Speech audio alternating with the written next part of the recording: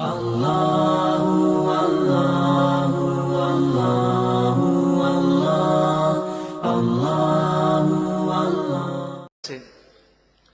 اور کسی کی شرم کی وجہ سے گناہ میں کسی کا تعاون نہ کرے، بلکہ اللہ کی شرم رکھے اور اللہ سے خوف رکھے کہ جب ہم اپنی قبر میں جائیں گے تو جن کی خاطر ہم نے گناہ کیے ہیں وہ ہمیں اللہ کے عذاب سے نہیں بچا سکیں گے۔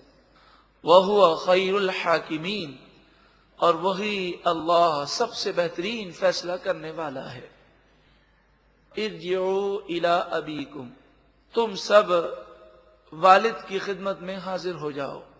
فقولوا، پس تم والد گرامی سے کہو، یا ابانا، اے ہمارے والد، ان ابنک سرق، بے شک آپ کے بیٹے نے چوری کی، وما شہدنا، ہم گواہی نہیں دیتے، الا بما علمنا، مگر اس کے ساتھ جو ہم نے جانا۔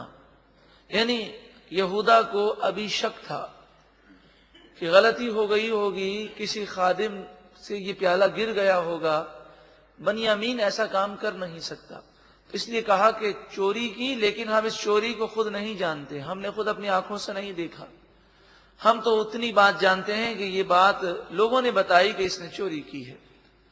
وما كنا للغیب حافظین، ہم پوشیدگی میں پیٹھ پیچھے حفاظت کرنے والے نہ تھے۔ مراد یہ کہ ہم کھانا کھا رہے تھے، سامان بھرا جا رہا تھا، تو ہم وہاں پر موجود نہ تھے کہ کس نے یہ شرارت کی ہمیں بدنام کرنے کے لیے۔ ہو سکتا ہے کہ بادشاہ کا کوئی مقرب شخص ہو، اس نے خیال کیا ہو کہ ان پردیشیوں کو، ان اجنبیوں کو اتنی عزت کیوں دی جا رہی ہے، لہذا اس نے ہمیں بدنام کرنے کے لیے یہ سامان رکھ دیا ہو، تو لہذا یہودا نے یہ تمام گفتگو کی اور اس میں اپنے شک کو بھی ظاہر کیا۔ وَاسْأَلِ الْقَرْيَةَ الَّتِي كُنَّا فِيهَا، والد گرامی سے کہیے کہ اس بستی والوں سے پوچھ لیجئے جس میں ہم تھے، واقعہ اسی طرح ہے، ہم نے کوئی اس میں دھوکہ بازی نہیں کی۔ وَالْعِيرَ الَّتِي أَقْبَلْنَا فِيهَا، اور اس قافلے سے پوچھ لیجئے جس میں ہم یہاں پر آئے ہیں، یعنی جس قافلے کو تم مصر سے لے کر شام پہنچو۔ تو آپ جانتے ہیں کہ اس زمانے میں اس طرح ہوتا تھا کہ لوگ انتظار کرتے، اب 9 افراد یا 10 افراد تنہا سفر نہ کرتے، بلکہ جب کوئی تجارتی قافلہ بنتا اور وہ شام کی طرف جا رہا ہوتا تو لوگ ان کے ساتھ شامل ہو جاتے۔ انہوں نے بھی انتظار کیا، اور جب کوئی قافلہ تیار ہوا تو یہ لوگوں کے ساتھ نکلے۔ تو فرمایا کہ یہ لوگ مصر کے حالات سے واقف ہیں، اور یہ لوگ بھی گواہی دیں گے کہ ہم نے کوئی فراڈ نہیں کیا، کوئی دھوکہ نہیں دیا۔ وَإِنَّا لَصَادِقُونَ، اور بے شک ہم ضرور سچے ہیں۔ جب یہ باتیں انہوں نے حضرت یعقوب علیہ السلام کی خدمت میں پہنچ کر کہیں، قال، آپ نے فرمایا، بل سولت لکم انفسکم امرا، بات اس طرح نہیں، بلکہ تمہارے جی نے ایک بات خود بنا لی۔ مفسرین یہاں پر کلام کرتے ہیں اور فرماتے ہیں کہ اللہ تعالیٰ نے وحی کے ذریعے حضرت یعقوب علیہ السلام کو اس کا علم دے دیا، کیونکہ نبی جان بوجھ کر بھی جھوٹ نہیں بولتے اور بے خیالی میں بھی جھوٹ نہیں بولتے۔ تو اتنا کنفرم انہوں نے یہ کہا کہ بل، بات اس طرح نہیں ہے، بلکہ بات یہ ہے کہ تم لوگوں نے خود اپنے جی سے یہ بات بنائی ہے۔ یعنی تم لوگوں سے مراد یہ سارے واقعے کے جو کردار ہیں کہ بنیامین کے سامان کو تلاش کیا گیا اور پھر یہ سارا معاملہ ہوا، اور پھر حضرت یعقوب علیہ السلام نے ان سے یہ سوال کیا کہ جب تم سے یہ پوچھا گیا کہ چور کی کیا سزا ہے، تو اس موقع پر تم نے یہ کیوں نہ کہا کہ جو آپ چاہیں؟ تمہیں ہماری شریعت کا قاعدہ بتانے کی کیا حاجت تھی؟ تمہیں یہ خیال کرنا چاہیے تھا، تم نے ہماری شریعت کا قاعدہ بتا کر خود بنیامین کے لیے مشکلات پیدا کی، کیونکہ وہ مصر کی حکومت تھی اور وہاں مصر کا قانون چلتا ہے، تو بادشاہ کے قانون کے مطابق وہ اسے غلام تو نہ بنا سکتے۔ فصبر جمیل، اور صبر ہی اچھا ہے۔ یہاں پر مفسرین اس پر کلام کرتے ہیں اور فرماتے ہیں کہ یعقوب علیہ السلام کو جب علم تھا کہ حضرت یوسف علیہ السلام زندہ ہیں، بنیامین نے چوری نہیں کی، بلکہ اللہ تبارک و تعالی کی طرف سے آزمائش ہے، تو جب یہ بات کسی کو معلوم ہو کہ یہ تقدیر کا فیصلہ ہے، ابھی چند اور جدائی کے لمحات برداشت کرنے ہیں، تو آپ بتائیے کہ معلوم ہونے کے باوجود بھی انسان کو جدائی کے لمحات کس قدر بھاری گزرتے ہیں۔ اس کی مثال اور اس کی حقیقت تو وہ سمجھ سکتا ہے کہ جس کا لخت جگر ملک سے باہر ہو اور وہ زندہ بھی ہو، لیکن کسی قانونی مسائل کی وجہ سے وہ واپس نہ آ سکتا ہو اور والدین اس کے دیدار کے لیے تڑپتے ہوں، تو وہ تڑپ کیسی تڑپ ہوتی ہے؟ جب اس تڑپ کو آپ تصور میں لائیں گے تو حضرت یعقوب علیہ السلام کے غم کو آپ سمجھ لیں گے۔ اب یہ جو جملہ ہے، جو اگلا جملہ ہے، آپ کے پاس علم ہونے کی رہنمائی کرتا ہے۔ عَسَى اللَّهُ أَن يَأْتِيَنِي بِهِمْ جَمِيعًا، ان قریب ان تمام کو اللہ تبارک و تعالی میرے پاس لے کر آئے گا، یعنی اللہ تبارک و تعالی ان تمام کو میرے پاس لے آئے گا، اس کا کرم ہوگا اور یہ تمام میرے پاس آ جائیں گے۔ تو حقیقت میں سب کچھ کرنے والا اللہ تعالی ہی ہے۔ وہ فرماتا ہے کن ہو جا فیکون، تو وہ ہو جاتا ہے۔ انہ هو العلیم الحکیم، بے شک وہی علم والا حکمت والا ہے۔ جدائی کا غم، اب دیکھیں بنیامین زندہ ہے لیکن اب جدائی کا غم ہے۔ بنیامین کی جدائی سے حضرت یوسف علیہ السلام کا غم مزید تازہ ہو گیا۔ وَتَوَلَّى عَنْهُمْ، حضرت یعقوب علیہ السلام نے ان سے اپنا چہرہ پھیر لیا۔ وَقَالَ، اور آہستگی سے کہا، یا اسفا علی یوسف، ہائے یوسف کی جدائی پر افسوس ہے۔ آپ کی آنکھوں سے آنسو گرنے لگے۔ مفسرین نے فرمایا کہ افسوس کا اظہار کرنا اور آنکھوں سے آنسو گرنا یہ جائز ہے۔ شور مچانا، بے صبری کرنا، شکوہ شکایات کرنا یا سینہ کوبی کرنا، ماتم کرنا، سوگ کرنا، کپڑوں کو پھاڑنا، سر کو دیوار میں مارنا، یہ چیخنا چلانا، یہ سب حرام ہے۔ حضرت ابراہیم رضی اللہ تعالی عنہ جو حضور کے صاحب زادے ہیں، اللہ تبارک و تعالی نے وحی فرمائی۔ حضرت امام حسین اور حضرت ابراہیم دونوں گود میں تھے۔ اللہ تعالی نے وحی فرمائی کہ ان دونوں میں سے ایک کو اللہ تعالی بلا لے گا۔ تو نبی اکرم صلی اللہ علیہ وآلہ وسلم کو اختیار دیا گیا کہ آپ دونوں میں سے کسی اختیار کرتے ہیں۔ تو نبی اکرم صلی اللہ علیہ وآلہ وسلم کو امام حسین سے جو محبت ہے، اس پر بھی ثبوت ملتا ہے کہ آپ نے حضرت ابراہیم کے جانے کو اختیار کیا اور امام حسین رضی اللہ تعالی عنہ کی زندگی کے لیے دعا مانگی۔ تو اللہ تبارک و تعالی نے حضرت ابراہیم جو حضور کے صاحب زادے ہیں، ان کا وصال اس طرح ہوا کہ یہ حضور کی گود میں تھے اور انتقال کر گئے۔ تو نبی اکرم صلی اللہ علیہ وآلہ وسلم زار و قطار رونے لگے، آنکھوں سے آنسو جاری ہو گئے۔ تو کسی صحابی نے کہا، یا رسول اللہ صلی اللہ علیہ وسلم، کیا آپ بھی روتے ہیں؟ تو آپ نے فرمایا، یہ رونا اللہ کے کرم کی وجہ سے ہے کہ اللہ نے ہمارے دلوں میں ہمدردی کو پیدا کیا۔ تو یہ غم جو تھا، یہ غم کا اظہار جائز ہے، مگر آواز سے رونا اگر ہلکا پھلکا ہو تو یہ بھی جائز ہے، لیکن دنیاوی غم میں چیخ چیخ کر چلا چلا کر رونا، جو عموماً خواتین کی عادت ہے، کسی کا انتقال ہو جائے تو یہ حرام ہے، یہ گناہ ہے۔ اسی طرح سینہ کوبی کرنا، کپڑوں کو پھاڑنا، ماتم کرنا، سر کے بال نوچنا، اول فول بک دینا، یہ سب حرام اور جہنم میں لے جانے والے کام ہیں۔ وَابْيَضَّتْ عَيْنَاهُ مِنَ الْحُزْنِ، غم سے آپ کی آنکھیں سفید ہو گئیں، یعنی آپ کی بینائی جاتی رہی۔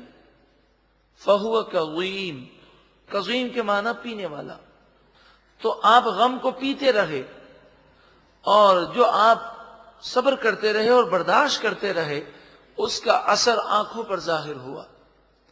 قالوا، وہ بھائی بولے، حضرت یعقوب علیہ السلام کے صاحب زادے بولے، تاللہ، اللہ کی قسم، تفتأ تذکر یوسف، آپ یوسف کا ذکر کرتے ہی رہیں گے، بھولیں گے ہی نہیں، حتی تکون حردا، یہاں تک کہ آپ قبر میں چلے جائیں، او تکون من الحالکین، یا آپ انتقال کر جائیں۔ تو فرمایا حردن کے معنی ہے اتنا بیمار ہو جانا کہ مرنے کے قریب ہو جانا، اور من الحالکین سے مراد ہے وفات پا جانا۔ تو کہنے لگے کہ آپ اتنے سال ہو گئے حضرت یوسف علیہ السلام کی جدائی کے، اس کے باوجود آپ ابھی تک حضرت یوسف علیہ السلام کی جدائی یاد ہے، اس کے غم میں آپ روتے ہیں۔ ہمیں تو لگتا ہے کہ آپ یوسف علیہ السلام کو نہیں بھول پائیں گے، یہاں تک کہ آپ اس غم میں ہلاکت کے قریب ہو جائیں، یعنی وفات کے قریب ہو جائیں، یا آپ اس دنیا سے چلے جائیں۔ یہ بیٹوں نے کہا۔ ایسا کلام ویسے کہنا نہیں چاہیے، لیکن یہ نادان تھے اس وقت۔ انہوں نے نہ صرف حضرت یوسف علیہ السلام کی دشمنی کی، بلکہ در حقیقت یہ اپنے والد گرامی کے بھی بے ادب نکلے، اور انہوں نے اپنے والد گرامی کے بھی دل کو دکھایا کہ یوسف علیہ السلام کے متعلق جب وہ جانتے تھے کہ ہمارے والد کو اتنا پیار ہے، تو انسان کو اگر اپنے والد سے محبت ہو تو یہ ذہن بنا لے کہ جس سے میرے والد کو محبت ہے مجھے بھی محبت کرنی ہے۔ آج کل کے نوجوانوں کو اس سے سبق حاصل کرنا چاہیے۔ یہ واقعہ ہمارے لیے عبرت ہے۔ آج نعوذ باللہ من ذالک لوگوں کا یہ حال ہے کہ میڈیا کی وجہ سے ہماری اولاد اس قدر دین سے دور ہو گئی۔ یہ فلموں ڈراموں کا اثر ہے کہ جس میں لوگ بتاتے ہیں کہ اس طرح کے جملے بولے جاتے ہیں والدین کے لیے، اور ایک انسانی فطرت ہے کہ برائی کو بہت جلدی کیچ کر لیتا ہے۔ مثلا اس طرح کہتے ہیں، آپ فضول بات کر رہے ہیں، نعوذ باللہ من ذالک۔ اچھا، کبھی یوں کہتے ہیں کہ والد نے کوئی بات کہی اور غلط فہمی کی وجہ سے والدین نے ڈانٹ دیا، اور پھر انہیں احساس ہوا اور کہا بھئی مجھے معاف کرنا، مجھ سے غلطی ہو گئی تھی، والد نے کہا یا والدہ نے کہا مجھے غلط فہمی ہو گئی تھی۔ تو نعوذ باللہ من ذالک بعض لوگ کہتے ہیں کیا یہ کوئی انسانیت ہے؟ نعوذ باللہ من ذالک۔ اسی طرح بعض نادان، خصوصاً بچیوں کی، بیٹیوں کی عادت بہت بری ہے کہ وہ یہ کہہ دیتی ہیں بار بار آپ مجھے کوئی کام کہتی ہیں، یا والد کو کہیں گے بار بار آپ اگر مجھے کوئی کام کہتے ہیں تو مجھے چڑ ہو جاتی ہے۔ اور کبھی جب والد سمجھائے کہ یہ آپ نہ کریں یہ تو بری عادت ہے، تو نادان بچے اس طرح کہتے ہیں کہ یہ بری عادتیں تو میرے اندر پکی ہو چکی ہیں، آپ کو اگر میرے ساتھ رہنا ہے تو یہ برداشت کرنا پڑے گا۔ نعوذ باللہ من ذالک۔ ایک دفعہ پڑھی استغفر اللہ۔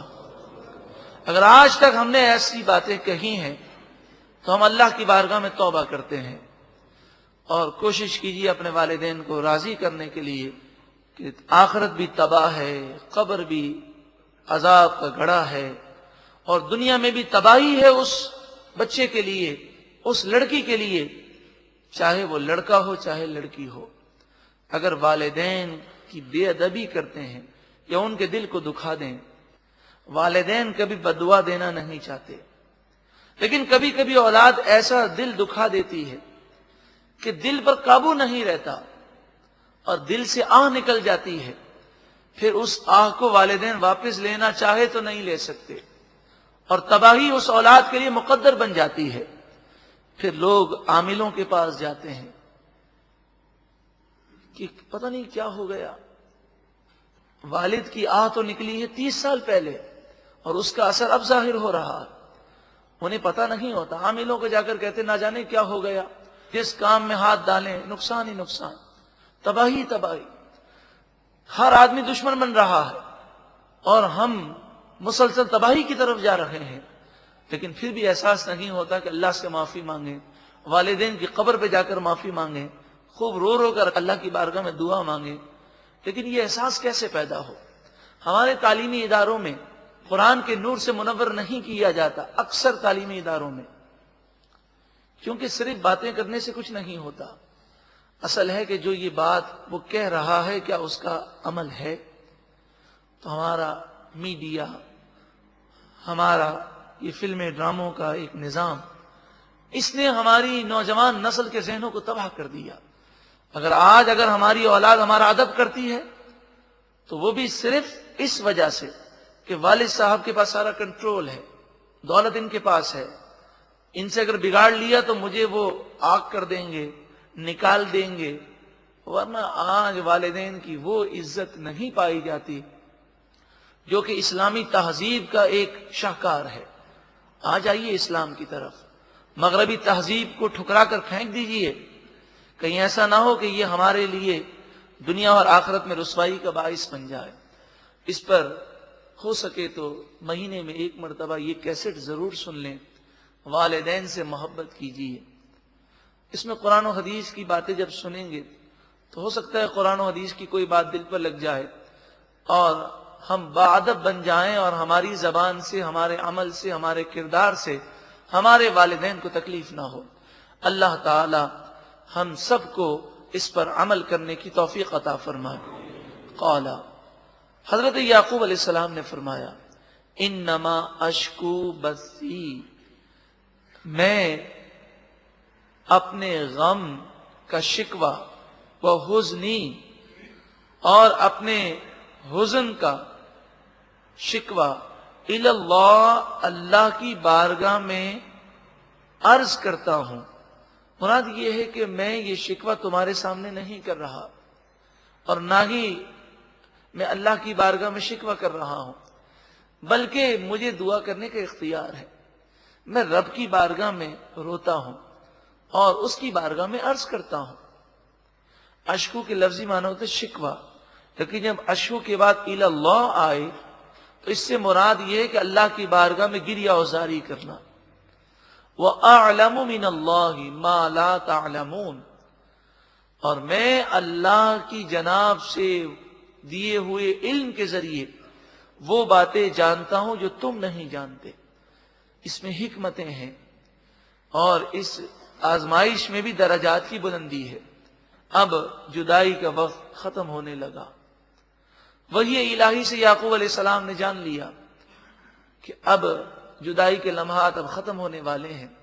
یا بنی یذهبوا, اے میرے بیٹوں جاؤ, فتحسسوا, مصر جاؤ اور تلاش کرو, می یوسف و اخیہ, یوسف اور اس کے بھائی بنیامین رضی اللہ تعالی عنہ, اور حضرت یوسف علیہ السلام کو تلاش کرو. یہاں پر مفسرین فرماتے ہیں کہ مصر جانے اور حضرت یوسف اور حضرت بنیامین کو دونوں کو وہاں تلاش کرنے کا جو والد گرامی نے حکم دیا, اس سے بھی معلوم ہوا کہ اللہ نے آپ کو یہ علم دیا تھا. وَلَا تَيْأَسُوا مِن رَوْحِ اللَّهِ, اور اللہ کی رحمت سے مایوس نہ ہو. إِنَّهُ لَا يَيْأَسُ مِن رَوْحِ اللَّهِ إِلَّا الْقَوْمُ الْكَافِرُونَ, بے شک اللہ کی رحمت سے کافر قوم ہی مایوس ہوتی ہے. فَلَمَّا دَخَلُوا عَلَيْهِ, پس جب وہ بھائی حضرت یوسف علیہ السلام کے پاس حاضر ہوئے, قالوا, وہ بولے, یا ایھا العزیز, اے عزیز مصر, مسنا واہلنا الضر, ہمیں اور ہمارے گھر والوں کو تکلیفیں پہنچی ہیں, ہمارے پاس پونجی ختم ہو گئی ہے اور ہمارے گھر میں غلہ ختم ہونے کے قریب ہے. وجئنا ببضاعہ, بضاعہ رقم, مزجات, کھوٹے سکے, تو کہنے لگے ہم آپ کے پاس کھوٹی رقم، کھوٹے سکے لے کر آئے ہیں۔ کھوٹے سکے سے مراد جعلی کرنسی نہیں ہے، بلکہ اس سے مراد یہ ہے کہ جس طرح آپ دیکھتے ہوں گے کہ کبھی کوئی سکے بہت زیادہ پرانے ہو جائیں اور بہت زیادہ میلے ہو جائیں تو کوئی اسے قبول نہیں کرتا، تو ایسے بچے کچے کچھ سکے وہ لے کر آئے اور بچا کچا سامان لے کر آئے جسے کوئی قبول نہ کرے، جسے ہماری اصطلاح میں کہتے ہیں کہ کباڑی کو بھی دیا جائے تو وہ بھی قبول نہ کرے، ایسا سامان لے کر آئے اور کہنے لگے کچھ بھی نہیں ہمارے پاس۔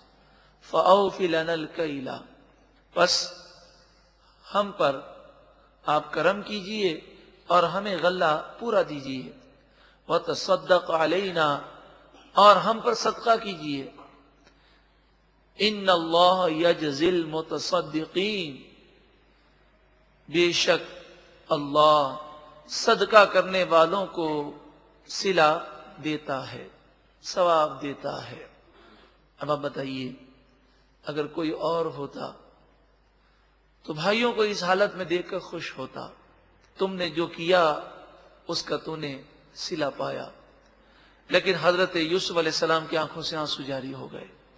قال، آپ نے فرمایا، هل علمتم، کیا تمہیں یاد ہے، تم جانتے ہو، ما فعلتم بیوسف واخیہ، تم نے یوسف اور اس کے بھائی بنیامین کے ساتھ ساری زندگی کیا سلوک کیا؟ پھر فوراً کہا اذ انتم جاہلون، جب تم نادان تھے، یہ حرکتیں تم نے نادانی میں کی ہیں۔ یہ جب حضرت یوسف علیہ السلام نے کہا، انہوں نے حضرت یوسف علیہ السلام کو غور سے دیکھا، حضرت یوسف علیہ السلام کی آنکھوں سے آنسو نکل رہے ہیں، اور جب ان کے دیکھنے پر حضرت یوسف علیہ السلام مسکرا دیے تو حضرت یوسف علیہ السلام کی مسکراہٹ پر انہوں نے وہ نور دیکھا، سمجھ گئے کہ یہی حضرت یوسف علیہ السلام ہے۔ قالوا، وہ بولے، اِنَّكَ لَأَنْتَ یوسف، کیا بے شک آپ ہی یوسف ہیں؟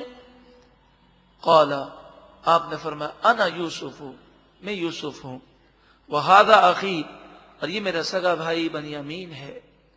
تم نے تو تباہ کرنے میں کوئی کسر باقی نہ رکھی تھی، تم نے تو چاہا کہ میں غلامی کی زندگی گزاروں، لیکن تمہارا مجھے کنویں پھینکنا اور پھر قافلے کا مجھے لے جانا اور تمہارا غلام بنا کر بیچ دینا، یہی میرے بادشاہ بننے کا سبب بن گیا۔ تو یہ اللہ کا کرم ہے۔ فرمایا قد، بے شک، من اللہ علینا، اللہ نے ہم پر اپنا احسان فرمایا، تو وہ جو چاہے وہ کر سکتا ہے، اس نے ہم پر احسان کیا، اور تم تو غلامی کی زندگی چاہتے تھے، اللہ نے مجھے بادشاہت عطا فرمائی۔ لیکن دو چیزیں ہیں، گویا کہ نصیحت فرمائی ہمارے لیے، کیسے بھی حالات ہو، پروپیگنڈا ہو، جھوٹ عام کیا جائے، تہمتیں لگائی جائیں، دشمن انسان کو نقصان پہنچانا چاہیں اور انسان مظلوم ہو، وہ ان طاقتوں کا مقابلہ نہ کر سکتا ہو، اس کے پاس ایک طاقت ہے، اگر وہ اختیار کر لے تو دنیا کی کوئی طاقت اس کا مقابلہ نہیں کر سکتی۔ وہ دو چیزیں ہیں، ایک ہے اللہ کا خوف، تقوی اور پرہیزگاری، اور دوسرا ہے صبر۔ اگر یوسف علیہ السلام کا تقوی اور یوسف علیہ السلام کا صبر کا حصہ کسی کو مل جائے تو وہ مظلوم یقیناً دنیا میں بھی کامیاب ہوگا اور آخرت میں بھی کامیاب ہوگا۔ انہ من یتقی ویصبر، بے شک جو تقوی اختیار کرے اور صبر کرے۔ حضرت یوسف علیہ السلام کے صبر تو قربان جائیے، پورے واقعے میں صبر کے کتنے پہلو ہیں۔ اس موقع پر بھی آپ کسی غصے کا اظہار نہیں کر رہے، بلکہ انہیں گناہ کا احساس دلا رہے ہیں کہ تم نے جو کیا بہت برا کیا۔ فَإِنَّ اللَّهَ، پس بے شک اللہ تعالی، لا يُضِيعُ أَجْرَ الْمُحْسِنِينَ، نیکی کرنے والے کے اجر کو ضائع نہیں فرماتا۔ اب بھائی رونے لگے اور انہیں اب اپنی غلطی کا احساس ہوا۔ پھر ان کے سامنے حضرت یوسف علیہ السلام کا کردار آیا کہ جاننے کے باوجود بادشاہ ہونے کے باوجود ہمیں قتل نہیں کروایا، قید میں نہیں ڈالا، بلکہ سب سے زیادہ ہمیں عزت دی، وہ تکریم کی اور ہماری دلجوئی کی اور ہمیں غلہ بھر بھر کر دیا۔ اس کے علاوہ ہم سے تنہائی میں گفتگو کر کے ہمیں عزتیں دی ہیں۔ قالوا، وہ بولے، تاللہ، اللہ کی قسم، لقد آثرک اللہ علینا، بے شک اللہ نے آپ کو ہم پر فضیلت دی، ہم ظالم ہیں، خطا کار ہیں، مگر آپ نے فضل و احسان کر کے ایک مثال قائم کر دی۔ وَإِن كُنَّا لَخَاطِئِينَ، بے شک ہم ہی ضرور خطا کار تھے، گناہ گار تھے، ہم اپنی غلطیوں کا اقرار کرتے ہیں۔ اور وہ اپنی غلطیاں گنوانے لگے، رونے لگے۔ قربان جائیے حضرت یوسف علیہ السلام کے صبر پر آپ نے فرمایا، اے بھائی اب رونا بند کرو، میں نے یہ باتیں اس لیے یاد نہیں دلائیں کہ میں تمہیں آج ملامت کروں۔ قال، فرمایا، لا تثریب علیکم اليوم، آج کے دن تم پر کوئی ملامت نہیں۔ یغفر اللہ لکم، اللہ تعالی تمہاری مغفرت فرمائے۔ وہو ارحم الراحمین، وہی سب سے زیادہ رحم کرنے والا ہے۔ اللہ اکبر۔ اگر ہم کسی کو معاف کر دیں تو ساری زندگی یاد رکھتے ہیں کہ اس نے ہمارے ساتھ ایسا کیا، معاف کر دیا، ہم نے بہت بڑا احسان کیا۔ لیکن حضرت یوسف علیہ السلام نے ایسا معاف کیا، فرمایا آج تمہارے اوپر کوئی ملامت نہیں، سارا ماضی میری نگاہوں میں اب مٹ چکا ہے، اب ماضی کی یادیں مجھے باقی نہ رہیں۔ اور پھر کرم یہ فرمایا، اس جلیل القدر نبی علیہ السلام نے اپنے ہاتھوں کو بلند کر دیا اور کہا، اللہ تعالیٰ تمہاری مغفرت فرمائے، وہی بہت رحم کرنے والا ہے۔ جب حضرت یوسف علیہ السلام نے دعا کر دی تو حضرت یوسف علیہ السلام کی دعا کیسی مقبول ہوئی، آپ کو حیرت ہوگی کہ اللہ تبارک و تعالی نے حضرت یوسف علیہ السلام کی دعاؤں کے صدقے میں ان بھائیوں کو کہ جنہوں نے اس قدر ظلم کیا، اللہ نے انہیں توبہ پر استقامت بھی دی اور اپنی ولایت عطا فرمائی۔ علامہ قرطبی علیہ رحمہ نے تفسیر قرطبی میں اس بات کو بیان کیا۔ اللہ اکبر۔ یہ حضرت یوسف علیہ السلام نے اتنی دعائیں کی، اس سے بڑھ کر محسن کون ہو سکتا ہے؟ اللہ اکبر۔ حضرت یوسف علیہ السلام کے معافی پر یہ عرض کروں کہ نبی اکرم صلی اللہ علیہ وآلہ وسلم کو اللہ تعالی نے ہر نبی سے فضیلت عطا فرمائی، تو عفو و درگزر میں محبوب کریم صلی اللہ علیہ وسلم کا مقام حضرت یوسف علیہ السلام سے بھی بلند ہے۔ جب مکہ مکرمہ فتح ہوا اور تمام کفار نگاہیں نیچی کیے حضور کے سامنے مجرم بن کر حاضر تھے، آقا دو جہاں صلی اللہ علیہ وسلم نے فرمایا، اے کافروں، آج مکہ فتح ہو گیا، تم مجھ سے کس سلوک کی تمنا کرتے ہو اور مجھ سے کس سلوک کی امید کرتے ہو؟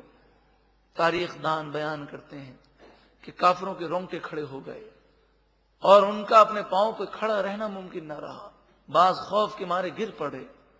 ان کے سامنے ماضی آیا کہ یہ وہی کافر تھے کہ جنہوں نے حضرت بلال رضی اللہ تعالیٰ عنہ کی گردن میں رسی ڈال کر تپتی ہوئی ریت پر آپ کو گھسیٹا، ننگی پیٹھ پر آپ کو لٹا دیا، گرم پتھر پر آپ کے اوپر بھاری پتھر رکھ دیا جاتا تاکہ ہل نہ سکے۔ نبی اکرم صلی اللہ علیہ وسلم کو نعوذ باللہ من ذالک پتھر مارے گئے، آپ کا خون مبارک بہنے لگا، نالین مبارک خون مبارک سے بھر گئے۔ آقا دو جہاں صلی اللہ علیہ وآلہ وسلم پر ابو جہل کے کہنے پر کفار مکہ جو اس وقت موجود تھے، ان میں سے بعض وہ تھے کہ جو آپ کے پیچھے پڑ جاتے، جہاں آپ جاتے نعوذ باللہ من ذالک آپ پر آوازیں کستے اور وہ بے ادبیاں کرتے جس کو ہم زبان پر لا نہیں سکتے۔ سہیب رومی، حضرت خباب رضی اللہ تعالیٰ عنہ کے واقعات، حضرت حمزہ رضی اللہ تعالیٰ عنہ کا کلیجہ نعوذ باللہ من ذالک چبانے والے بھی موجود تھے۔ اس کے علاوہ حضور کے رشتہ دار، آپ کے صحابہ، آپ کی صحابیات پر ظلم و ستم کرنے والے، شہید کرنے والے، سب مجرم حاضر تھے۔ اسلام نے عدل کا حکم دیا. اگر نبی اکرم صلی اللہ علیہ وآلہ وسلم اسلام کی اجازت کے مطابق عدل کا حکم دے دیتے اور فرماتے کہ یہ کافر موجود ہیں، ہر مسلمان اس سے اپنا بدلہ لے لے، تو مدینے کے مسلمان جب بدلہ لیتے تو مکے کی گلیوں میں کافروں کے خون بہنے شروع ہو جاتے. اور یہ شرعی طور پہ جائز بھی تھا کہ قاتل کی سزا کیا ہے؟ قتل ہے. لیکن نبی اکرم صلی اللہ علیہ وآلہ وسلم نے فرمایا میں تم سے آج وہی بات کہتا ہوں جو حضرت یوسف نے اپنے بھائیوں سے کہی، لا تثریب علیکم الیوم، آج کے دن تم پر کوئی ملامت نہیں، جاؤ میں نے تمہیں معاف کیا. نبی اکرم صلی اللہ علیہ وسلم کی یہ معافی کا اعلان سن کر کافروں کے دل اسلام کی طرف ایسے مائل ہوئے کہ چند ہی دنوں میں اسلام مکے میں ایسا پھیلا کہ مکے میں پھر کوئی کافر باقی نہ رہا. جوک در جوک کفار مسلمان ہونے لگے. آج ہم تھوڑی تھوڑی باتوں پر انتقام کے لیے اٹھ کھڑے ہوتے ہیں، انتقام کی آگ بھڑک اٹھتی ہے. حضرت یوسف علیہ السلام کا کردار، آقا دو جہاں صلی اللہ علیہ وآلہ وسلم کی سیرت اور آپ کی سنتیں ہمیں درس دے رہی ہیں کہ صبر کرنا، معاف کر دینا، یہی محسن لوگوں کا طریقہ اور کامیاب ہونے والوں کا طریقہ ہے. ارشاد فرمایا اذهبوا بقمیصی ھذا، یہ قمیص میری لے جاؤ، فَأَلْقُوهُ عَلَى وَجْهِ أَبِي، اور میری قمیص میرے والد کے چہرے پر ڈال دو. یأتی بصیراً، ان کی آنکھیں واپس آ جائیں گی اور وہ نابینا سے بینا ہو جائیں گے. اب آپ مجھے بتائیے یہ قمیص کوئی دوائی تو نہیں ہے کہ قمیص لگنے سے آنکھوں کا نور آ جائے. اس قمیص میں تاثیر کیسے پیدا ہوگی؟ حضرت یوسف علیہ السلام کو اللہ تعالیٰ نے وہ مقام و مرتبہ دیا کہ آپ کے جسم مبارک سے جس قمیص کو ٹچ ہونے کا شرف ملا، اس قمیص میں اللہ نے وہ طاقت پیدا کر دی کہ حضرت یعقوب علیہ السلام کی جب وہ آنکھوں سے لگی تو اللہ تعالیٰ نے اس قمیص کے وسیلے سے آپ کو آنکھیں عطا فرما دی. اس آیت کریمہ سے علماء کرام اور مفسرین نے تبرکات کی اہمیت کو ثابت کیا. اللہ کے نیک بندے سے جس چیز کو نسبت ہو جائے اس چیز میں اللہ تعالیٰ شفا عطا فرماتا ہے. اس کی کئی مثالیں ہیں. کتاب ذکر جمیل حضرت علامہ مولانا شفیع اوکاڑوی علیہ رحمہ کی یہ کتاب ہے، اس میں کئی حدیثوں کے حوالے موجود ہیں. حضرت قاضی ایاز رحمۃ اللہ تعالی علیہ نے تو یہاں تک فرما دیا کہ کسی چیز کے بارے میں یہ مشہور ہو جائے کہ اللہ کے نیک بندے سے اس کو نسبت ہے تو فرمایا اس کی تحقیق مت کرو کہ سچ بولتا ہے کہ جھوٹ بولتا ہے. اگر یہ جھوٹ بولتا ہے تو اس کے جھوٹ کا گناہ اس پر ہے. تم اس وسوسوں کا شکار نہ ہونا، فوراً اس کی تعظیم کرنا، تمہیں اللہ تعالیٰ اس کی تعظیم کا ثواب عطا فرمائے گا. اور ویسے بھی کوئی منہ مبارک کی زیارت کرواتا ہے تو بظاہر اس کا دنیاوی کوئی فائدہ ہی نہیں ہے. کوئی وہ ٹکٹ تو لیتا نہیں ہے کہ جو زیارت کرے گا 100 روپے ہم لیں گے. تو جب دنیاوی کوئی فائدہ نہیں تو مسلمان کیوں جھوٹ بولے گا؟ اور مسلمان کے بارے میں بدگمانی کرنا، اور اتنی بڑی بدگمانی کہ وہ حضور کے تبرکات کے بارے میں جھوٹ بول رہا ہے، یہ تو جہنم میں لے جانے والی بدگمانی ہے. اللہ تعالی ہمیں مسلمانوں سے حسن ظن رکھنے کی توفیق عطا فرمائے. تو ایک واقعہ صرف پیش کرتا ہوں. حضرت اسماء رضی اللہ تعالی عنہا فرماتی ہیں، اور ایک روایت حضرت ام سلمہ کے بارے میں ہے. آقا دو جہاں صلی اللہ علیہ وآلہ وسلم کی ازواج مطہرات میں سے کسی کے پاس حضور کا منہ مبارک تھا تو صحابہ کرام ان کے پاس پانی کا پیالہ بھیجتے. امام بخاری، امام مسلم، امام ترمذی، ابو داؤد اور دیگر حدیثوں کی کتابوں میں ایسے کئی واقعات ہیں. تو فرماتی ہیں کہ میرے پاس صحابہ کرام وہ پانی کا پیالہ بھیجتے اور وہ ازواج مطہرات میں سے ہماری ماں ام المومنین آپ کیا کرتی ہیں، منہ مبارک نکالتی اور منہ مبارک جس چاندی کی نلی میں تھا، منہ مبارک کو نہیں، چاندی کی نلی کو اس پانی میں گھما دیتی وہ پانی مریض پیتے تو شفا ہو جاتی۔ آپ دیکھیں کہ منہ مبارک سے پانی ٹچ نہیں ہوا، بلکہ اس چاندی کی نلی سے ٹچ ہوا ہے کہ جس نلی کے اندر منہ مبارک ہے۔ خود منہ مبارک میں کتنی طاقت اور کتنی فضیلت ہوگی۔ صحابہ کرام علیہم رضوان اور ازواج مطہرات کے اور بہت سارے اعمال ہیں۔ اللہ تعالی ہمیں تبرکات کی تعظیم و توقیر کرنے اور اس کی برکتیں حاصل کرنے کی توفیق عطا فرمائے۔ اذهبوا بقمیصی ھذا، میرا یہ قمیص لے جاؤ، فألقوه علی وجہ ابی، اور میرے والد کے چہرے پر یہ قمیص ڈال دو۔ یاتی بصیرا، ان کی آنکھیں واپس آ جائیں گی۔ وَأْتُونِي بِأَهْلِكُمْ أَجْمَعِينَ، اور میرے پاس تمام گھر والوں کو لے کر آؤ۔ وَلَمَّا فَصَلَتِ الْعِيرُ، اور جب قافلہ روانہ ہوا، مصر سے قافلہ چلا، ابھی چند میل اس نے سفر کیے، قال ابوہم، تو حضرت یعقوب علیہ السلام نے فرمایا، انی لأجد ریح یوسف، بے شک میں یوسف علیہ السلام کی خوشبو پا رہا ہوں۔ لولا ان تفندون، اگر تم مجھے بڑی عمر والا نہ سمجھو، یعنی یہ نہ سمجھو کہ بڑی عمر ہونے کی وجہ سے میری عقل جواب دے گئی ہے اور تصورات و تخیلات میں ہوں، یہ بات میں کہہ رہا ہوں یہ حقیقت ہے۔ حضرت مولانا روم پر قربان جائیے، مولانا روم علیہ الرحمٰن نے مثنوی شریف میں اس پر سوال پیدا کیا۔ آپ نے کہا، کسی نے یعقوب علیہ السلام سے کہا کہ بڑی عجیب بات ہے کہ جب یوسف علیہ السلام کنعان کے کنویں میں تھے اور صرف 27 میل کے فاصلے پر تھے، تو آپ نے لوگوں کو نہیں بتایا کہ مجھے یوسف کی خوشبو آ رہی ہے، اور آپ نے یہ نہیں کہا کہ وہ کنویں میں ہے، اور وہ مصر اتنا دور، وہاں سے صرف قمیص چلی ہے تو آپ کو یوسف علیہ السلام کی خوشبو آ گئی۔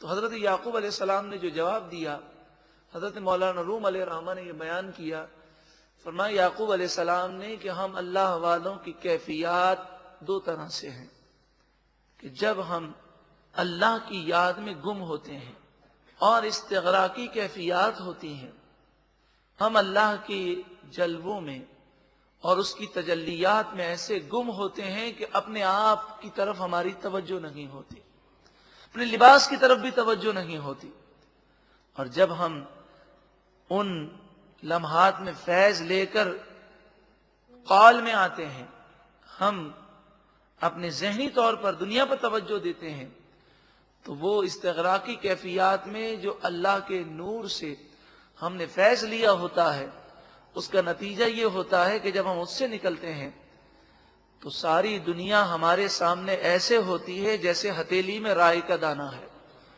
تو فرمایا کہ اس وقت ہم پر استغراقی کیفیات تھیں، اور اس وقت اللہ تعالیٰ نے ہمیں ہمارے سامنے دنیا کو روشن کر دیا، اور یوسف علیہ السلام کی قمیص کی خوشبو ہم نے مصر سے جو نکلی ہے اس کی خوشبو ہم نے یہاں پا لی۔ تو یہ اولیاء اللہ کی مختلف حالتیں ہوتی ہیں۔ اللہ تبارک و تعالیٰ کی جب وہ یاد میں گم ہوتے ہیں، بلکہ یہاں تک کہ بعض مفسرین نے فرمایا کہ حضرت یعقوب علیہ السلام نے اپنے حال کو چھپایا، آپ رو تو رہے تھے اللہ کے خوف سے، لیکن آپ حضرت یوسف علیہ السلام کا ذکر کرتے، کیونکہ اللہ کے نیک بندوں میں سے بعض نیک بندے وہ ہوتے ہیں کہ جو نیکی تو کرتے ہیں لیکن وہ اپنی نیکی کو چھپانے کی کوشش کرتے ہیں۔ تو حضرت یعقوب علیہ السلام کا اللہ کی یاد میں رونا اور حضرت یوسف علیہ السلام کا ذکر کر کے لوگوں پر یہ تاثر دینا کہ میں یوسف کی یاد کر رہا ہوں، یہ ہمارے لیے نصیحت ہے کہ انسان کو چاہیے کہ وہ اپنے اچھے عمل کو چھپانے کی کوشش کرے۔ قالوا، وہ بولے، تاللہ، اللہ کی قسم، انکا لفی ضلالک القدیم، بے شک آپ تو وہی پرانی محبت میں گم ہے۔ یعنی انہوں نے کہا کہ قمیص کی خوشبو اب یہاں کہاں سے آئے گی، یوسف کو مرے نہ جانے کتنا عرصہ ہو گیا، نہ جانے کہاں ہوں گے، نعوذ باللہ من ذالک۔ اس طرح کی انہوں نے باتیں کی جو حضرت یعقوب علیہ السلام کے پوتے اور پوتیاں وغیرہ آپ کے قریب تھے، کیونکہ یعقوب علیہ السلام کے بیٹے تو سب مصر میں تھے۔ فلما، پس جب، ان جاء البشیر، خوشخبری دینے والا آیا، القاہ علی وجہہ، اور قمیص کو آپ کے چہرے پر ڈالا، فرتد بصیرا، ان کی آنکھیں روشن ہو گئیں اور وہ دیکھنے لگے۔ اس موقع پر آپ نے جو جملہ بیان کیا اس جملے سے بھی حضرت یعقوب علیہ السلام کے علم پر روشنی ملتی ہے۔ قال، فرمایا، الم اقل لکم، کیا میں نے تم سے نہ کہا تھا، انی اعلم من اللہ، اللہ کی طرف سے میں وہ جانتا ہوں، ما لا تعلمون، جو تم نہیں جانتے۔ یہ تو آزمائش اور امتحان تھا۔ قالوا، وہ بولے، یا ابانا استغفر لنا ذنوبنا، اے ہمارے والد، ہمارے گناہوں کی اللہ سے معافی مانگیں، انا کننا خاطئین، بے شک ضرور ہم خطا کار تھے۔ قال، آپ نے فرمایا، سوف استغفر لکم ربی، ان قریب میں اپنے رب سے تمہارے لیے معافی مانگوں گا۔ آپ نے یہ بات اس لیے کہی کہ آپ کو انتظار تھا شب جمعہ کا۔ پھر جب شب جمعہ آئی تو آپ نے اپنے بیٹوں کی مغفرت کی دعا کی۔ اس سے پتہ چلا کہ شب جمعہ دعائیں زیادہ قبول ہوتی ہیں۔ انہ هو الغفور الرحیم، بے شک وہی بخشنے والا مہربان ہے۔ فلما، پس جب، دخلوا علی یوسف، حضرت یعقوب علیہ السلام پورا قافلہ لے کر مصر آئے اور یوسف علیہ السلام کے سامنے آپ تشریف لائے اور تمام خاندان کو لے کر۔ ایک روایت کے مطابق اس وقت آپ کے بیٹوں اور پوتے پوتیوں اور تمام کی جو تعداد تھی پورے خاندان کی وہ تقریباً 72 تھی۔ یہ یہودیوں کا جواب ہے کہ انہوں نے یہ سوال کیا تھا کہ حضرت یعقوب علیہ السلام کی اولاد تو شام میں رہتی تھی، یہ بنی اسرائیل مصر میں کہاں سے آ گئے؟ تو یعقوب علیہ السلام اپنی اولاد کو لے کر مصر آئے اور 400 سال تک یہ اولاد یہاں رہی۔ اللہ تعالیٰ نے اس میں اتنی برکت دی کہ یہ 72 سے 6 لاکھ ہو گئے۔ اور موسیٰ علیہ السلام جب اسی قوم میں پیدا ہوئے تو اس وقت بنی اسرائیل کی تعداد 6 لاکھ تھی۔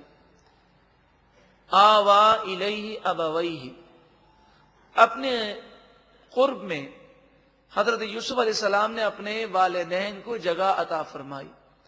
آپ کی والدہ کا تو انتقال ہو گیا تھا، یہاں والدین سے مراد حضرت یعقوب علیہ السلام ہیں اور آپ کی خالہ ہیں جو پھر بعد میں آپ کی والدہ کے انتقال کے بعد حضرت یعقوب علیہ السلام کے نکاح میں آئی تھی۔ ایک طرح سے وہ خالہ تھیں اور دوسری طرح سے آپ کی سوتیلی ماں بھی تھی۔ آوا الیہ ابویہ، حضرت یوسف علیہ السلام نے اپنے والدین کو اپنا قرب عطا فرمایا۔ وقال ادخلوا مصر ان شاء اللہ آمنین، آپ مصر سے باہر آئے تھے استقبال کے لیے، اپنی سواری میں اپنی خالہ کو اور اپنے والد گرامی کو آپ نے اپنا قرب دیا اور اب مصر کی طرف روانہ ہوئے، کیونکہ مصر سے باہر نکلے تھے استقبال کے لیے۔ حضرت یوسف علیہ السلام نے فرمایا ادخلوا مصر، آپ سب مصر میں داخل ہو جائیں، انشاءاللہ آمینین، انشاءاللہ آپ امن سے ہوں گے۔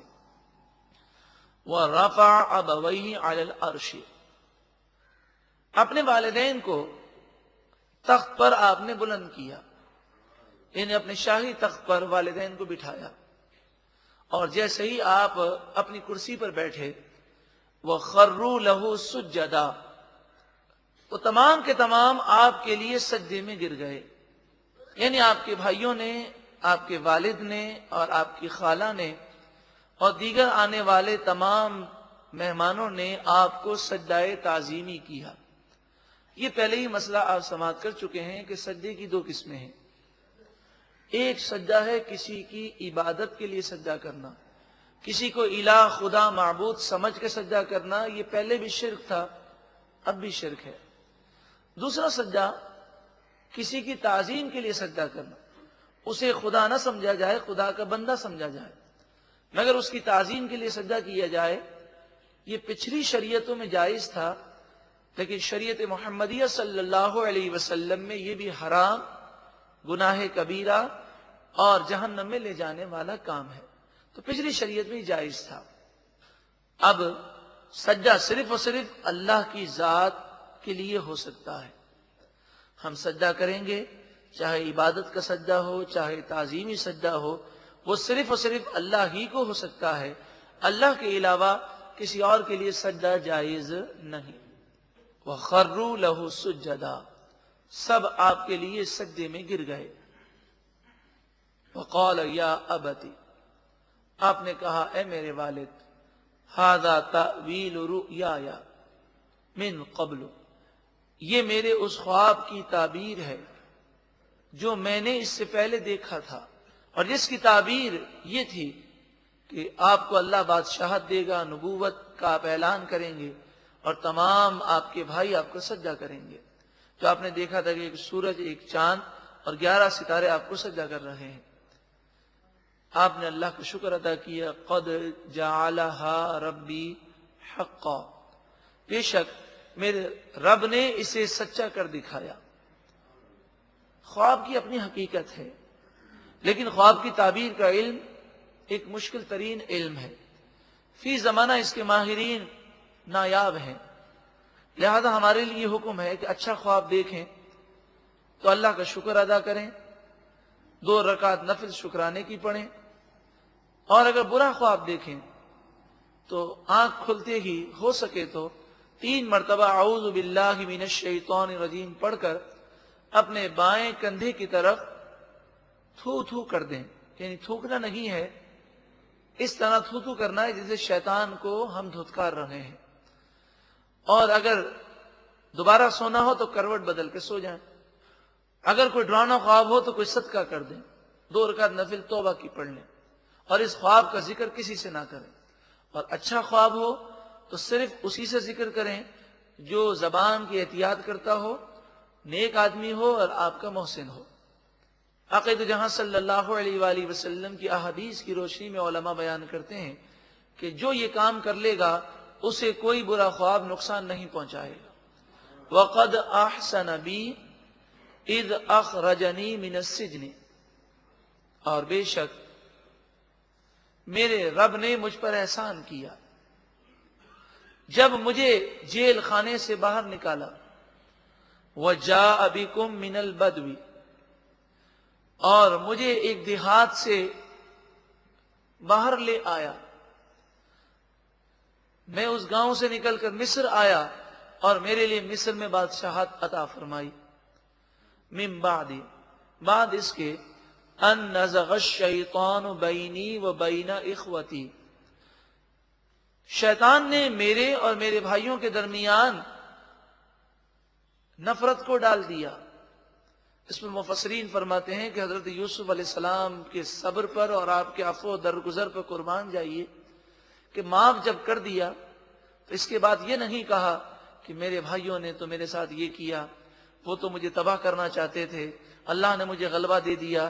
اس طرح کی باتیں کر کے بھائیوں کو ملامت نہیں کیا، بلکہ اس کام کی نسبت شیطان کی طرف کر دی کہ میرے بھائی تو میرے بھائی ہی ہیں، بس شیطان نے ہمارے درمیان پھوٹ ڈال دی۔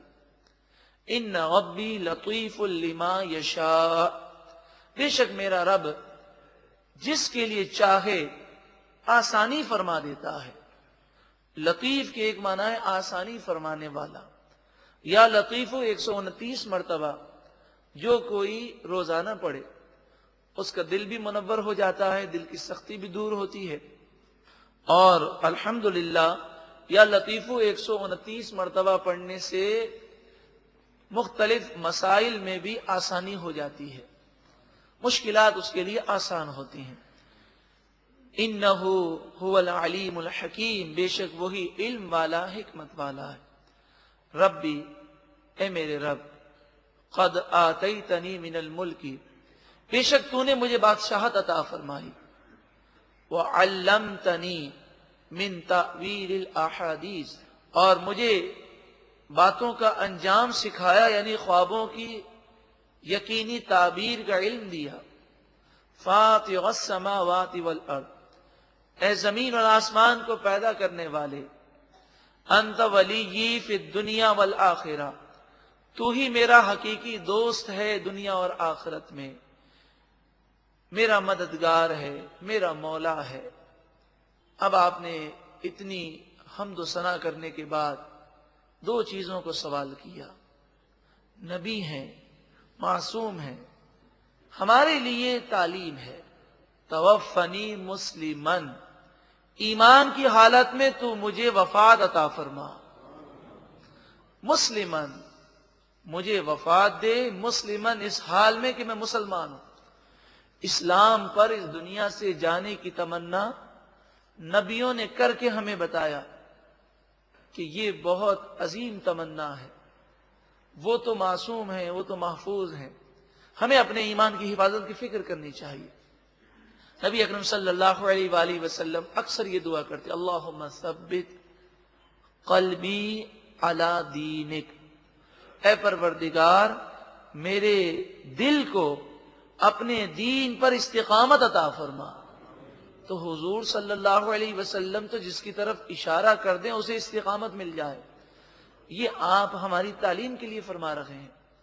اور حدیث پاک میں ہے بھی کہ نبی اکرم صلی اللہ علیہ وآلہ وسلم جب صحابہ کرام کو دیکھتے تو بلند آواز میں یہ بات کہتے، تو صحابہ کرام نے عرض کی، یا رسول اللہ صلی اللہ علیہ وسلم، کیا آپ ہمارے بارے میں خوف رکھتے ہیں کہ ایمان زائل ہونے کا اندیشہ ہے؟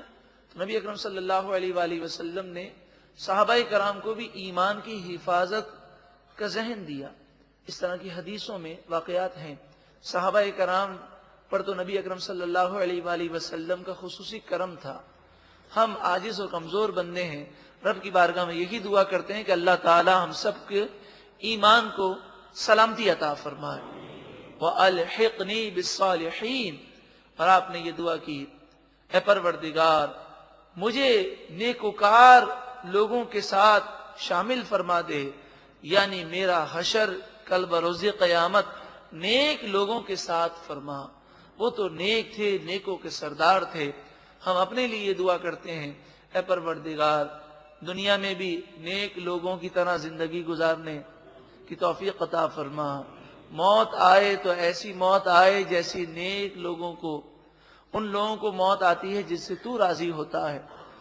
قبر میں بھی نیک لوگوں کا ساتھ عطا فرما، قبر کو تیرے محبوب کے نور سے منور فرما، اور کل بروز قیامت تیرے محبوب کی رفاقت اور تیرے محبوب صلی اللہ علیہ وسلم کی شفاعت ہم سب کو نصیب فرما۔ آیت نمبر 102 میں ایک عقیدہ بیان کیا گیا کہ نبی اکرم صلی اللہ علیہ وآلہ وسلم کو جو علم کے خزانے دیے گئے اور آپ کے پاس جو اللہ تبارک و تعالی کے فضل سے اور اس کی رحمت سے علم ہے، یہ علم ذاتی نہیں بلکہ یہ علم عطائی ہے، اللہ تعالی کی عطا سے ہے، اللہ کی فضل سے ہے۔ ذالک من انباء الغیب نوحیہ الیک، یہ غیب کی خبریں ہیں جو ہم آپ کی طرف وحی کرتے ہیں۔ ماں بتائیے، جسے غیب کی خبریں وحی کے ذریعے دی جائیں وہ یقیناً اللہ تبارک و تعالی کی طرف سے علم کے کئی خزانوں کا بِإِذْنِ اللہ مالک ہے۔ یہ غیب کی خبریں ہیں جو ہم آپ کی طرف وحی کرتے ہیں۔ وَمَا كُنْتَ لَدَيْهِمْ، اور آپ ان کے پاس موجود نہ تھے، یعنی آپ کی ولادت بعد میں ہوئی ہے، اور یہ یوسف علیہ السلام کا قصہ اس سے پہلے کا ہے۔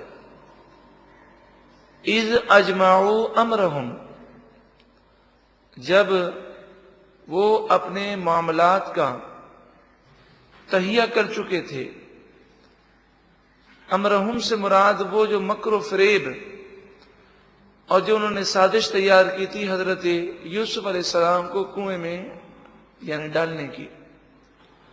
وَهُمْ يَمْكُرُونَ، اور وہ اس وقت مکر و فریب کر رہے تھے۔ مراد یہ ہے کہ جسمانی طور پر آپ دنیا میں بعد میں تشریف لائے ہیں، اور یہ واقعات آپ کا بیان کرنا اس بات کی دلیل ہے کہ آپ اللہ کے سچے نبی ہیں، کہ آپ کو یہ علم اللہ نے عطا فرمایا۔ نہ تو آپ نے توریت کا مطالعہ کیا، نہ انجیل کا کیا، نہ زبور کا مطالعہ کیا، نہ ہی توریت اور انجیل کے جاننے والے علماء سے آپ نے تعلیم حاصل کی، نہ نبی اکرم صلی اللہ علیہ وآلہ وسلم نے لکھنا سیکھا، نہ پڑھنا سیکھا، مگر جب رب العالمین نے سکھایا، الرحمن علم القرآن، رحمان عز و جل نے اپنے محبوب کو قرآن سکھایا، اور قرآن میں ہر تر اور خشک چیز کا بیان ہے۔ قرآن پاک میں ما کانا ما یکون کا بیان ہے، جو ہو چکا، جو ہونے والا ہے، سب کے اشارے قرآن پاک میں موجود ہیں۔ تو جب رحمان عز و جل نے اپنے محبوب کو قرآن سکھا دیا، اور سکھانے والا اللہ رب العالمین ہے، تو رسول اللہ صلی اللہ علیہ وآلہ وسلم کو علم کے وہ خزانے ملے کہ ساری مخلوق کا اگر علم جمع کر لیا جائے تو نبی اکرم صلی اللہ علیہ وآلہ وسلم کے علم کے خزانوں کے ایک ذرے تک بھی وہ نہیں پہنچ سکتے۔ ساری مخلوق میں سب سے زیادہ علم رسول اللہ صلی اللہ علیہ وسلم کو عطا کیا گیا۔ وما اکثر الناس ولو حرصت بمؤمنین، تم کتنا ہی چاہو اکثر لوگ ایمان نہیں لائیں گے۔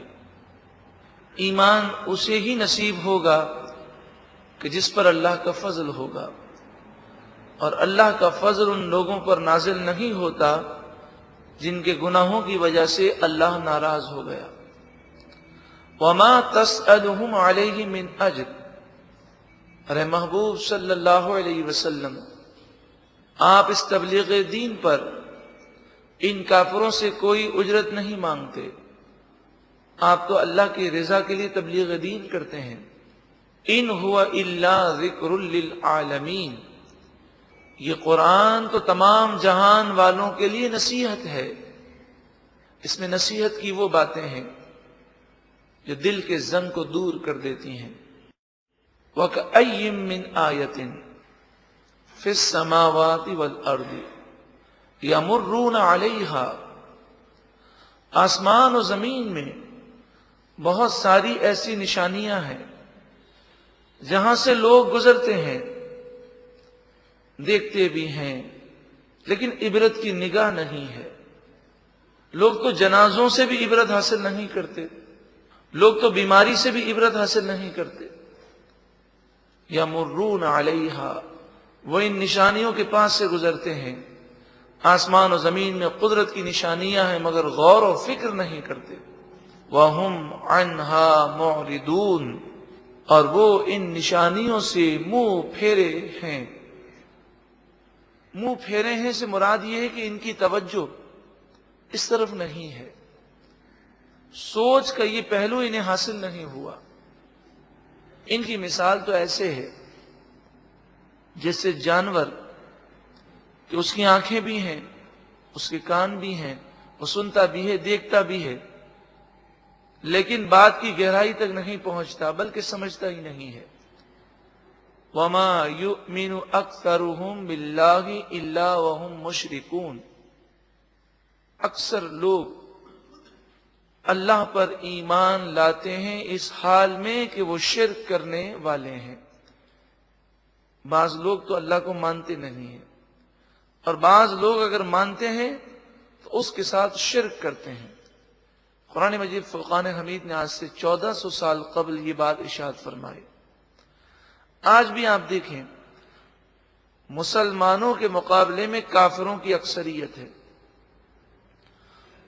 مسلمان پوری دنیا میں 15% ہیں، یعنی تقریباً 85% کافر ہیں، اور ان 85% کافروں میں سے جو دہریے ہیں جو اللہ کو نہیں مانتے ان کو چھوڑ کر جتنے کافر ہیں جو اللہ کے بارے میں عقیدہ رکھتے ہیں وہ سب کے سب کافر مشرک بھی ہیں. یہودی حضرت عزیر علیہ الصلوۃ والسلام کو خدا کا بیٹا سمجھتا ہے اور مشرک ہے. عیسائی حضرت عیسیٰ علیہ السلام کو خدا کا بیٹا سمجھنے کی وجہ سے مشرک ہے. وما یؤمن اکثرهم باللہ الا وهم مشرکون. اکثر لوگ اگر وہ اللہ کو مانتے ہیں تو ساتھ میں شرک بھی کرتے ہیں. ایک صرف امت محمدیہ صلی اللہ علیہ وسلم کو یہ اعزاز حاصل ہے کہ وہ ایک وحدہ لا شریک کو مانتی ہے. ایک ہی خدا کی عبادت ہم کرتے ہیں اور اس کے ساتھ کسی کو شریک نہیں ٹھہراتے. اور یہ امت محمدیہ صلی اللہ علیہ وسلم کا اعزاز ہے. واللہ انی ما اخاف علیکم ان تشرکوا بعدی. بخاری شریف حدیث پاک. نبی اکرم صلی اللہ علیہ وسلم نے وصال سے صرف 3 دن قبل یہ ارشاد فرمایا. آپ نے فرمایا مجھے میرے بعد اس بات کا کوئی خوف نہیں کہ تم شرک کرو گے، میری امت شرک کرے گی. یہ نبی اکرم صلی اللہ علیہ وسلم کا معجزہ ہے، ورنہ ہر نبی کے جانے کے بعد ان کی امتیں شرک میں مبتلا ہو گئیں. اور یہ نبی اکرم صلی اللہ علیہ وآلہ وسلم کا معجزہ ہے کہ حضور کا ماننے والا، حضور کا کلمہ پڑھنے والا تا قیامت شرک سے محفوظ رہے گا. افامنوا ان تأتیہم غاشیۃ من عذاب اللہ. کیا پس وہ لوگ بے خوف ہیں، نڈر ہیں، انہیں ڈر نہیں لگتا کہ کہیں اللہ کا عذاب جو غاشیہ ہے، گھیرنے والا ہے، وہ ان کے پاس آ جائے. او تأتیہم الساعۃ بغتۃ. یا قیامت اچانک آ جائے. وہم لا یشعرون. اور وہ شعور نہ رکھتے ہوں. کیا ہمیں ڈر نہیں لگتا کہ ہم جو گناہ کرتے ہیں، اگر گناہوں کی وجہ سے اللہ کا عذاب ہمیں گھیر لے گا تو ہم کیا کریں گے؟ قل، اے محبوب آپ فرمائیے، ہذہ سبیلی، یہ میرا راستہ ہے، ادعو الی اللہ، میں اللہ کی طرف بلاتا ہوں. ہے کوئی میری پیروی کرنے والا؟ ہے کوئی میرے اس بتائے ہوئے راستے پر چلنے والا؟ کیا ہم رسول اللہ صلی اللہ علیہ وسلم کے بتائے ہوئے راستے پر چلتے ہیں؟ علی بصیرۃ انا، میں بصیرت پر قائم ہوں. بصیرت اللہ کی معرفت اور صرف سطحی نظر نہ ہو بلکہ انسان کے پاس عبرت کی نگاہ ہو. علی بصیرۃ انا، میں بصیرت پر قائم ہوں. وَمَنِ اتَّبَعَنِي، اور جو میرے پیروکار ہیں، جو میری فرما برداری کرنے والے ہیں، وہ بھی بصیرت پر ہیں. رسول اللہ صلی اللہ علیہ وآلہ وسلم کی فرما برداری اور آپ کے بتائے ہوئے طریقوں پر چلنے والے کو اللہ کی معرفت نصیب ہوتی ہے. وَسُبْحَانَ اللَّهِ، اللہ کے لیے پاکی ہے. وَمَا أَنَا مِنَ الْمُشْرِكِينَ، اور میں مشرکوں میں سے نہیں ہوں. وَمَا أَرْسَلْنَا مِن قَبْلِكَ إِلَّا رِجَالًا، اور ہم نے آپ سے پہلے مرد ہی کو نبی بنا کر بھیجا. کوئی عورت کبھی نبی نہیں ہوئی، کوئی فرشتہ نبی نہیں بنایا گیا، کوئی جن نبی نہیں بنایا گیا. انسانوں میں سے صرف مرد ہی کو ہم نے آپ سے پہلے نبی بنا کر بھیجا. اللہ تبارک و تعالی انبیاء کو وہ طاقتیں عطا فرماتا ہے اور ان کا مقام و مرتبہ اس قدر بلند ہوتا ہے کہ انبیاء کا مقام فرشتوں سے بھی افضل و اعلیٰ ہے. نوحی الیہم من اہل القری، جنہیں ہم وحی کرتے اور سب شہر کے رہنے والے تھے۔ افلم یسیغوا فی الارض، کیا وہ زمین میں نہیں چلے، غور نہیں کیا؟ لوگ کہتے ہیں یہ 2000 سال پرانی تہذیب ہے، کبھی کسی خندرات کے بارے میں کہا جاتا ہے یہ 1000 سال پرانی تہذیب ہے، یہ اس زمانے کے سپر پاور تھے، یہ اس زمانے کے اعلیٰ ترین شہر تھے، ان کی تباہی سے۔